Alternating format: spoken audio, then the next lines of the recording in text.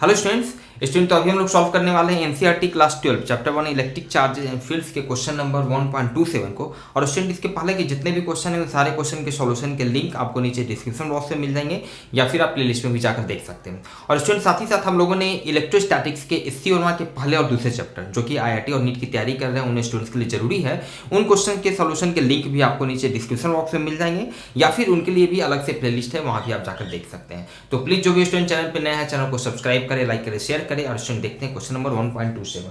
Student ये question कह रहा है in a certain region of a space electric field is along the Z direction throughout. किसी region में electric field exist कर रहा है थ्रू आउट जेड डायरेक्शन में। चलिए ठीक है।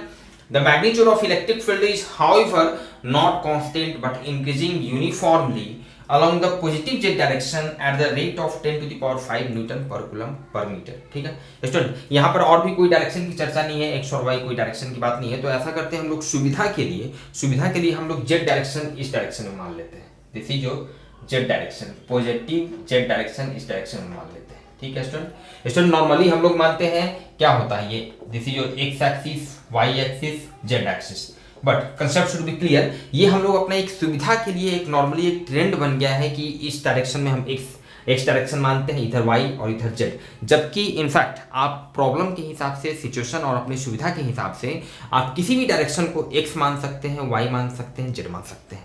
क्लियर है। तो यहाँ पर हम लोग सुविधा के लिए चलिए इसी डायरेक्शन को जेड पॉजिटिव जेड डायरेक्शन मान लेते हैं इस डायरेक्शन में। और इस डायरेक्शन में स्टूडेंट क्वेश्चन में दे रहा है कि आपका इलेक्ट्रिक फील्ड एग्जिस्ट कर रहा है, इलेक्ट्रिक फील्ड इस डायरेक्शन में एग्जिस्ट कर रहा है। इलेक्ट्रिक फील्ड का मैग्नीट्यूड कांस्टेंट नहीं है बल्कि ये वैरी कर रहा है, ये डिस्टेंस के साथ चेंज कर रहा है। ठीक है, मतलब गिवन क्या दिया हुआ है, इलेक्ट्रिक फील्ड चेंज कर रहा है means rate of change of electric field with respect to distance. ठीक है, कैसे चेंज कर रहा है, इसका वैल्यू दिया हुआ है 10 to the power 5 newton per coulomb, 10 to the power 5 newton per coulomb per metre.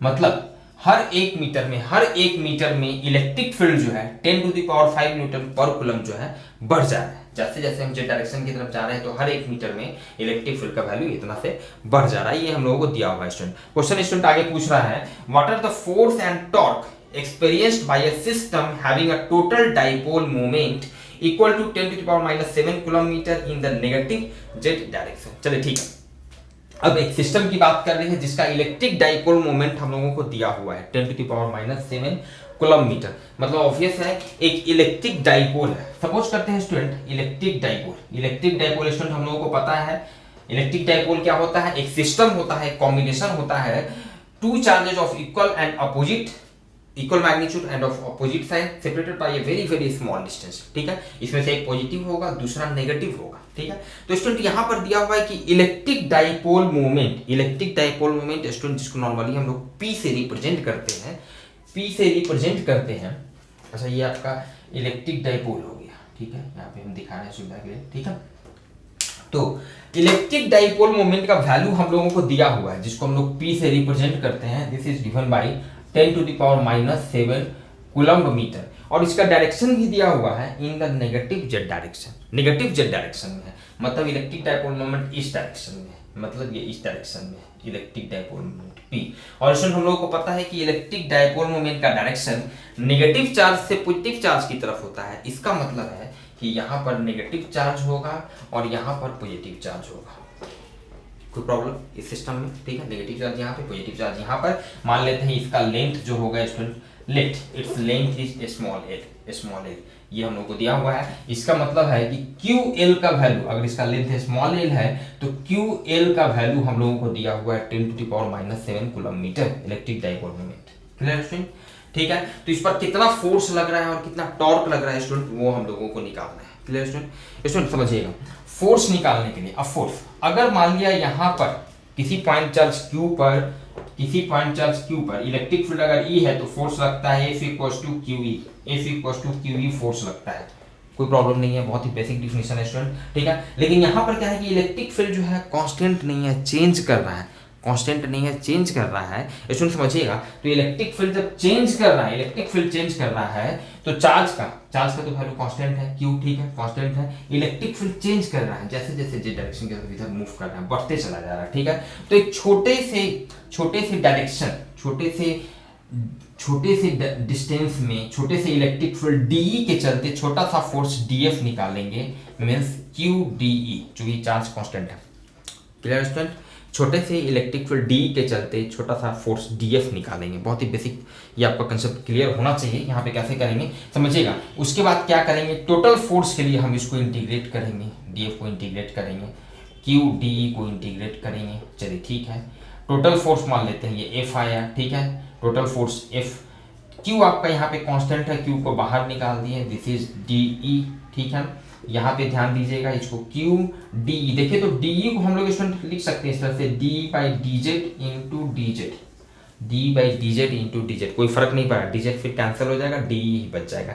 ऐसा स्टूडेंट क्यों लिख रहे हैं, क्योंकि डी बाई डी जेड का वैल्यू कांस्टेंट है, इलेक्ट्रिक फील्ड डिस्टेंस के साथ कैसे वैरी कर रहा है उसका वैल्यू कांस्टेंट है, हर एक मीटर में इसका फिक्स इतना अमाउंट से वैरी कर जा रहा है, इंक्रीज कर जा रहा है, मतलब ये कांस्टेंट है, इसका वैल्यू भी पता है, और ये हम लोग इसको इंटीग्रेशन साइन के बाहर निकाल सकते हैं, मीन्स क्यू इंटू, चलिए कंफ्यूजन ना हो, इसका वैल्यू यहीं पे हम लोग पुट कर देते हैं, its value is 10 to the power 5 dz, तो 10 टू द पावर 5 मेरा बाहर निकल गया, 10 to the power 5 into Q आपका बाहर में है dz, टोटल फोर्स हम लोग निकाल रहे हैं। तो अगर ये मान लिया ऑरिजिन है मान लिया, तो इसको लेंथ 0 से l तक इंटीग्रेट कर दीजिए, टोटल फोर्स निकल जाएगा। क्लियर है स्टूडेंट? यहाँ से आप समझ सकते हैं 10 to the power 5 into Q L हो जाएगा, dz का इंटीग्रेशन z लिखेंगे, अपर लिमिट L माइनस 0, मतलब इसका वैल्यू हो जाएगा QL। Clear student?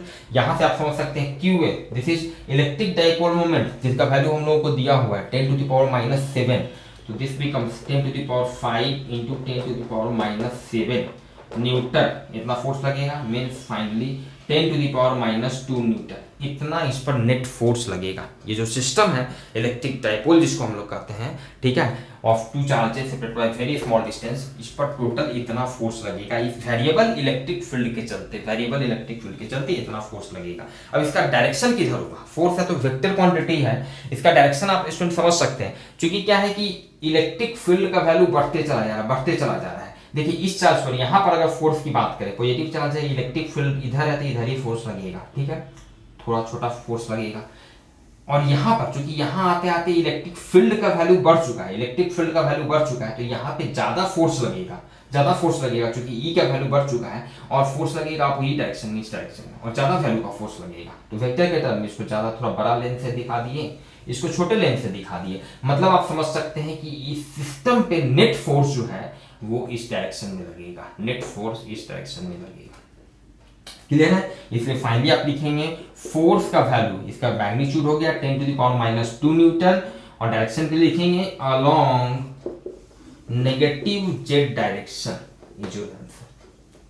क्लियर है? इतना फोर्स इस पे लगेगा। ठीक है स्टूडेंट, इसमें हम लोग को साथ साथ और भी बताना है टॉर्क का भी, इस पे टॉर्क कितना लग रहा है स्टूडेंट। जो टॉर्क इलेक्ट्रिक डाइपोल पर जो टॉर्क एक्ट होता है उसका फॉर्मूला आपको पता होना चाहिए, थ्योरी में हम लोग देख चुके हैं डिटेल से, उस थ्योरी का लिंक भी आपको नीचे यहाँ पर डिस्क्रिप्शन बॉक्स में मिल जाएगा। तो टॉर्क निकालने के लिए, torque this is given by cross product of electric dipole movement and electric field, इसका अगर आप मैग्नीट्यूड निकालना चाहें टॉर्क का, ठीक है, तो this becomes P cross E का magnitude, this becomes PE sin theta, जहां पर थीटा स्टूडेंट क्या होता है, इलेक्ट्रिक डाइपोल मोमेंट और इलेक्ट्रिक फील्ड के बीच का एंगल है। तो आप देख सकते हैं स्टूडेंट यहाँ पे इलेक्ट्रिक फील्ड आपका पॉजिटिव जेड डायरेक्शन में है, इलेक्ट्रिक डाइपोल मोमेंट जो है वो नेगेटिव जेड डायरेक्शन में है, मतलब दोनों एंटी पैरेलल वेक्टर हो गया। ठीक है, मतलब दोनों के बीच का एंगल क्या हो गया 180 degree. So you will write here PE sin 180 degree, clear student, and sin 180 degree का वैल्यू स्टूडेंट कितना होता है, 0 होता है। सो फाइनल वैल्यू 0, मतलब टॉर्क का वैल्यू क्या हो जाएगा, 0 हो जाएगा। क्लियर स्टूडेंट, तो स्टूडेंट मिलते हैं फिर नेक्स्ट क्लास में नेक्स्ट क्वेश्चन के सॉल्यूशन के साथ। Thank you.